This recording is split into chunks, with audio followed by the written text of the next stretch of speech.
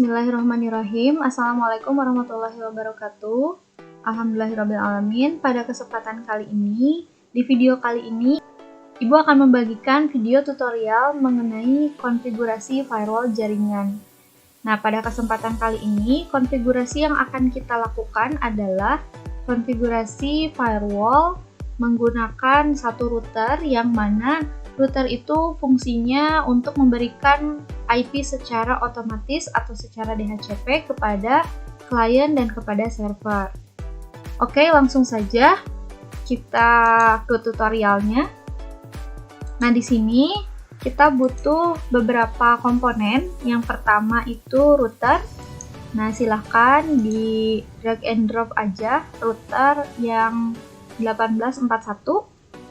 Kemudian kita membutuhkan satu server.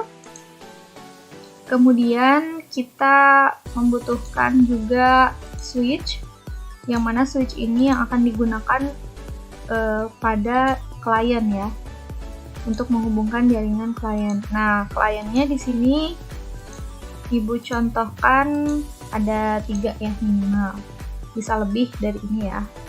Oke, setelah itu kita hubungkan semua komponen ini menggunakan kabel jaringan. Nah, Ibu pakai kabel jaringan yang otomatis ya, supaya lebih cepat. Ya, kita hubungkan router ke server, kemudian router ke switch, kemudian switch ke klien. Nah, sudah seperti ini. Oke, kemudian di sini kita lihat port yang terhubung dari router ke server dan router ke klien itu port yang mana. Di sini bisa kita lihat bahwa router itu yang terhubung ke server di sini portnya itu FA-nya 0/0, dan router yang terhubung ke klien melalui switch itu FA 0/1. Oke, sudah kita ketahui ya. Langsung saja kita konfigurasi routernya. Pertama klik router, kemudian masuk ke CLI.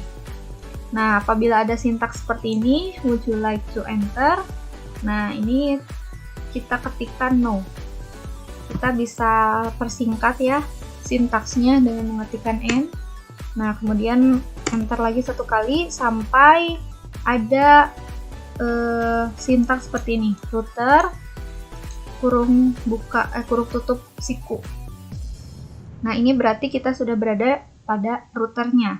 Nah, router ini belum aktif ya, karena ininya simbolnya masih siku ya, kurung tutup siku. Nah, untuk mengaktifkan si routernya, kita ketikkan enable. Sintaksnya adalah enable, dan kita bisa singkat dengan en. Nah, routernya ini sudah aktif. Tandanya router aktif itu dia simbolnya router tanda pagar ya, gitu. Nah, kemudian kita konfigurasikan dulu si routernya dengan mengetikkan configure terminal, atau bisa kita singkat dengan conf/spasi t. Nah, dia sudah masuk ke config ya, confignya si router. Nah, kemudian kita akan mengkonfigurasikan interface yang terhubung ke server ya. Berarti sintaksnya integer FA 0/0. Nah, FA 0/0 ini adalah fast Ethernet atau interface yang terhubung ke server. Kemudian di enter. Nah, kalau ada config if seperti ini berarti sudah masuk ke dalam konfigurasi interface dari si servernya ya, yang untuk terhubung ke server. Kemudian kita masukkan IP address-nya, kita berikan untuk server. Contoh IP address yang kelas C ya, berikan 192.168.11.1. Jangan lupa masukkan juga subnet mask kelas C itu 255.255.255.0. Kemudian di enter, dan kemudian kita ketikkan no shutdown atau bisa kita singkat dengan no sh untuk mengaktifkan portnya. Nah, ini sudah aktif ya, seperti ini. Nah, bisa kalian lihat pada gambar topologinya yang tadinya merah simbolnya atau indikatornya, sekarang sudah berubah menjadi hijau karena sudah kita aktifkan portnya dengan mengetikkan no shutdown tadi. Oke, kemudian setelah itu kita kembali lagi ke CLI-nya, kita enter satu kali. untuk memberikan IP address secara DHCP kepada server. Nah, sintaknya adalah IP DHCP pool. Nah, untuk di belakangnya itu bebas, mau kalian isikan apa saja. Nah, karena ini untuk server, maka akan Ibu isikan server. Jadi, sintaksnya IP DHCP pool server. Kemudian enter. Nah, kemudian masukkan network, pemberian IP address secara otomatis. Ya, kita masukkan IP yang tadi sudah kita konfigurasi 11.0. Nah, kenapa 0? Karena di sini dia berperan sebagai IP default yang akan memberikan IP secara otomatis kepada siapapun, ya, kepada jaringan-jaringan yang ada. Jadi 0 ini berlaku untuk semua jaringan. Ya, kemudian masukkan juga subnet mask-nya 0. Oke, kemudian enter. Nah, sudah. Kemudian masukkan lagi sintaks untuk memberikan gateway otomatis juga pada servernya.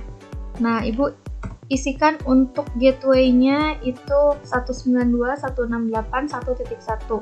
Nah, sintak untuk mengisikan gateway secara otomatis adalah default strip router. Kemudian masukkan IP-nya berapa.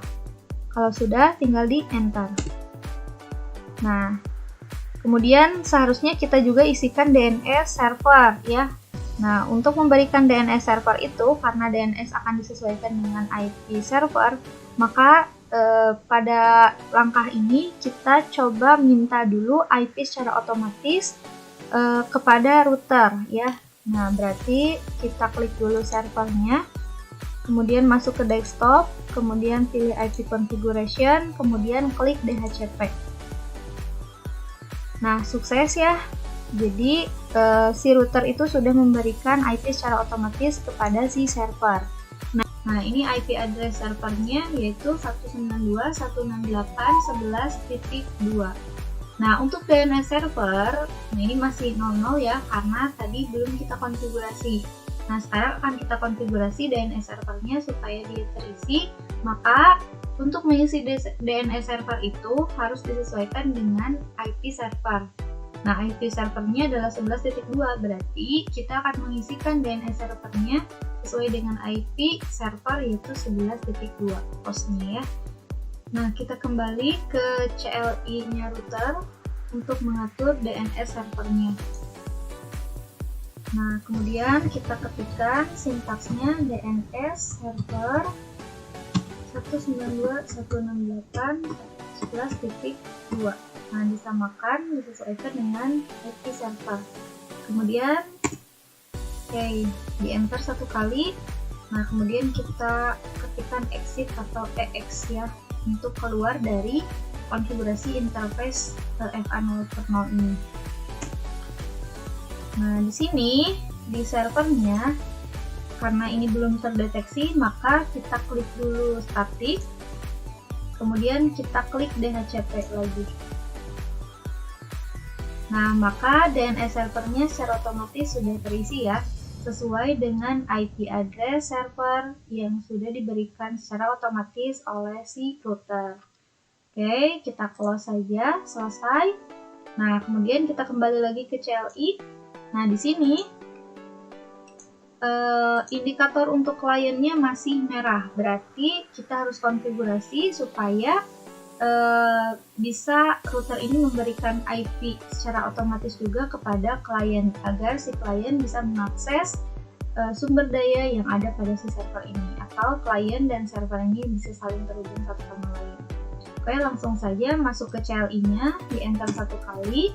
Nah, di sini tidak usah di-enable lagi karena si routernya sudah aktif dan dia sudah masuk ke config ya. Berarti kita tinggal mengkonfigurasi fast Ethernet-nya saja atau interface yang terhubung ke klien. Nah, caranya sama seperti tadi, hanya yang membedakan dia fast Ethernet-nya integer FA0/1. Oke, tinggal di enter satu kali. Nah, kemudian kita masukkan IP address-nya. Nah, IP address ini kita berikan yang satu kelas dengan servernya. Nah, ini Ibu kasih yang turunan dari default gateway yang diberikan router ya. Nah, caranya IP address 192.1.1. Kemudian jangan lupa subnet masknya diisi 255.255.0. Kalau udah di enter. Nah, setelah itu untuk mengaktifkan, jangan lupa untuk mengaktifkan portnya kita ketikkan no shutdown. Nah, bisa terlihat ya di topologinya juga, yang tadi indikatornya merah sekarang sudah berubah jadi hijau ya. Nah, kemudian kembali lagi ke CLI, kita enter satu kali. Nah, baru di sini kita berikan IP secara otomatis untuk klien. Nah, untuk sintaksnya juga masih sama seperti yang server tadi ya, IP DHCP pool. Nah, karena ini klien, kita kasih nama di sininya klien. Kemudian enter. Nah, masukkan networknya untuk semua jaringan IP ya, 192.168.0. Nah, 0 itu untuk semua jaringan klien yang diminta. Oke, kalau sudah tinggal di enter. Nah, kemudian sekarang kita langsung saja isikan untuk gateway-nya dan DNS server itu disamakan dengan IP yang ada di server yang tadi. Nah, untuk gateway-nya default router ya, sintaksnya gateway-nya samakan berarti 192.168.1.1. Kemudian untuk DNS servernya kita samakan dengan yang server tadi 192.168.11.2. Kalau udah tinggal di exit. Nah, selesai sampai sini untuk konfigurasi IP address secara DHCP kepada si klien. Setelah itu kita masuk ke topologinya. Oke, kita masuk ke kliennya ya, untuk meminta IP secara otomatis, masuk ke desktop, kemudian pilih IP configuration, kemudian klik DHCP. Nah, sukses ya dia. IP-nya sudah diberikan oleh si router. Nah, IP untuk PC6 ini belakangnya 1.2. Nah, DNS servernya sudah sesuai dengan IP server.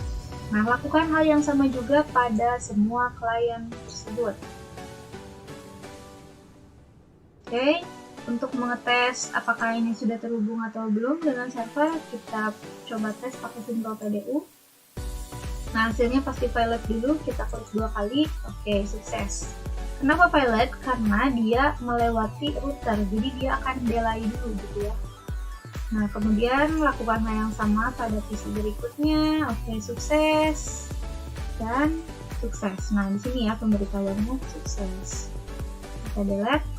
Nah, selesai pemberian IP address secara otomatis, lalu selanjutnya kita akan mengatur firewall-nya ya. Nah, untuk pengaturan firewall itu kita atur di dalam servernya, karena server yang akan memberikan akses atau tidaknya kepada si klien. Oke, klik server pertama, kemudian masuk ke menu service. Nah, kemudian masuk ke DNS. Kemudian jangan lupa di-on-kan ya DNS service-nya. Nah, untuk name-nya ini isikan juga bebas ya nama name-nya.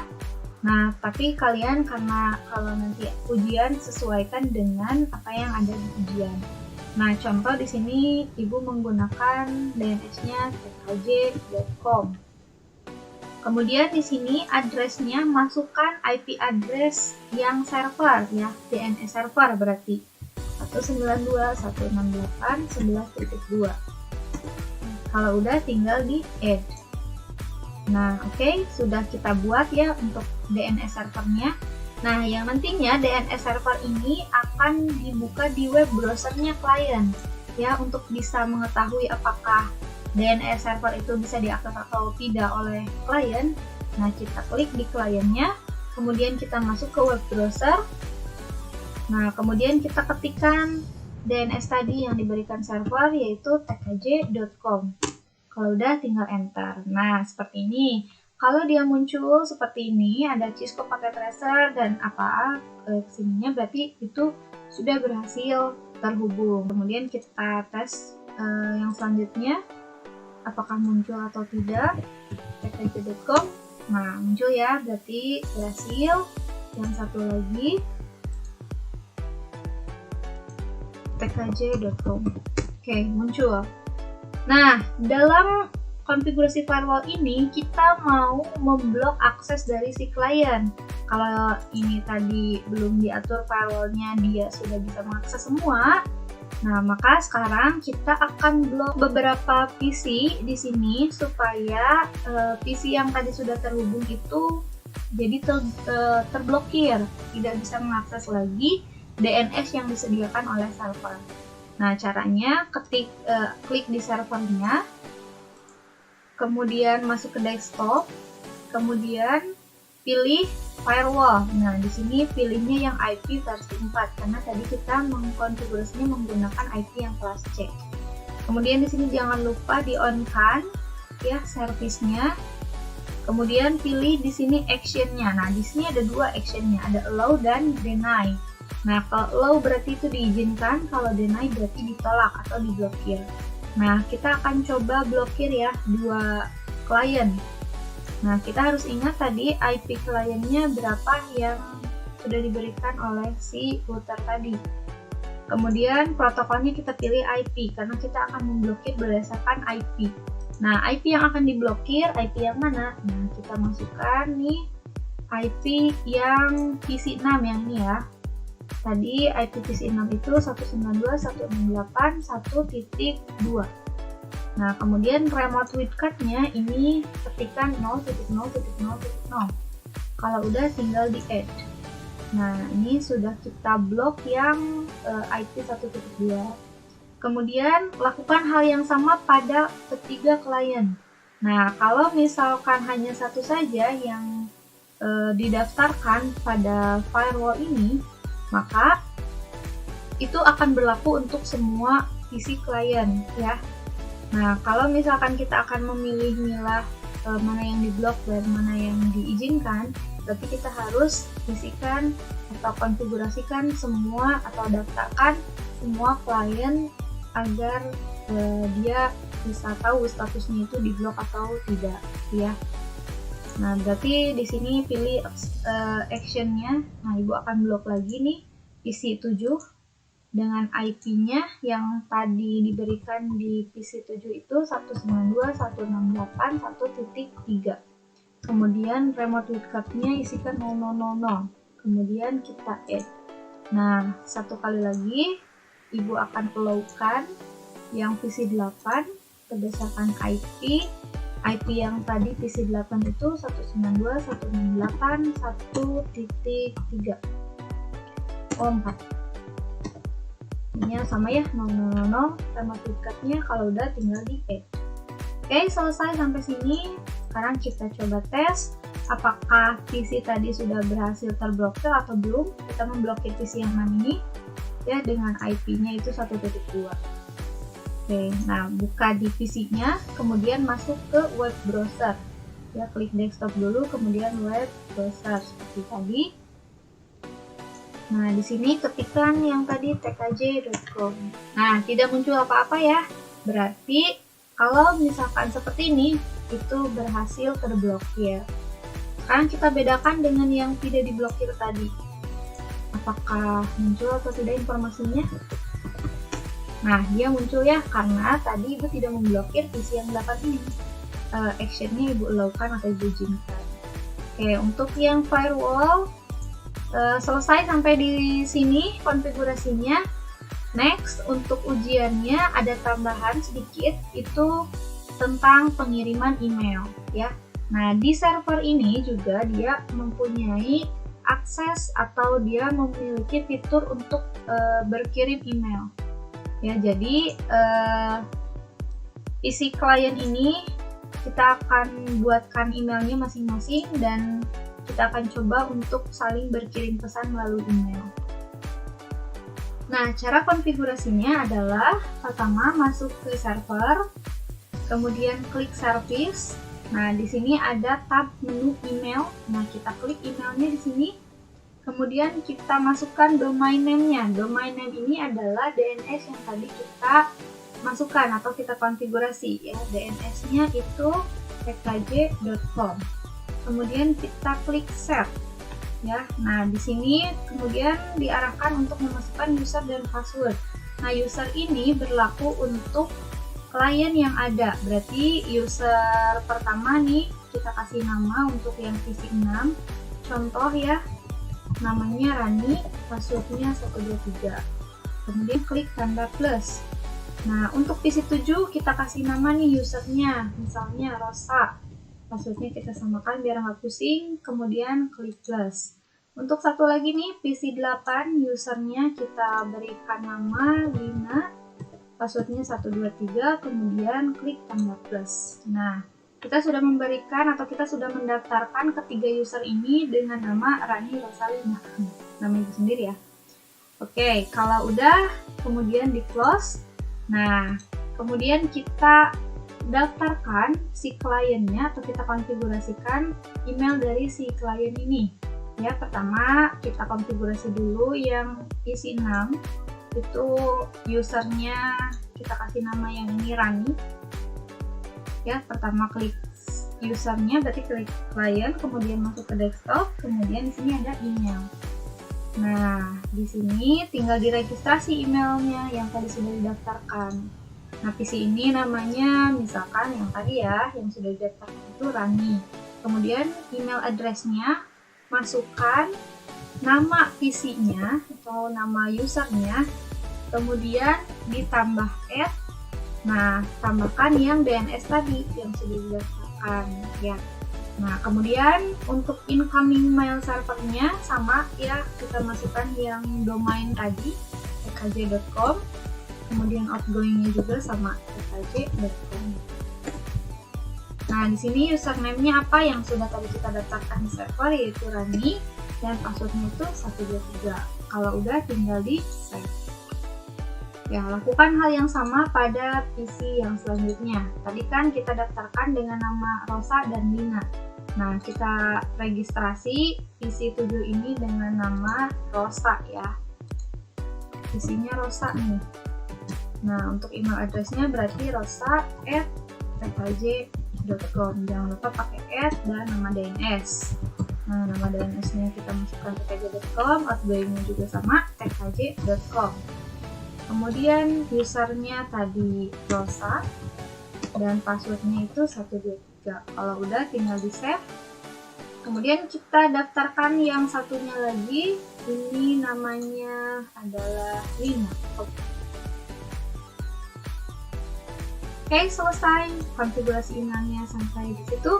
Nah, sekarang kita cek apakah masing-masing klien ini sudah bisa berkirim email atau belum. Nah, ini tadi kita blokir ya PC 2 ini yang 6 dan 7. Nah, kalau kita blokir berarti kedua PC ini tidak bisa saling berkomunikasi. Dia tidak bisa menerima dan tidak bisa mengirim email. Jadi email yang dikirim pun tidak akan terkirim. Maka kita coba buka dulu blokirannya di server, desktop, kemudian firewall. Nah, kita coba buka yang PC-nya Rani ya. Jadi allow. Kalau sudah dilakukan perubahan, kita save. Nah, dia jadi berubah ya, actionnya jadi allow. Oke, kalau udah di close. Nah, sekarang kita coba berkirim pesan ya antara komputer yang sudah di allow tadi. Berarti komputer 6 yaitu komputernya Rani dan komputer 8 itu komputernya Lina.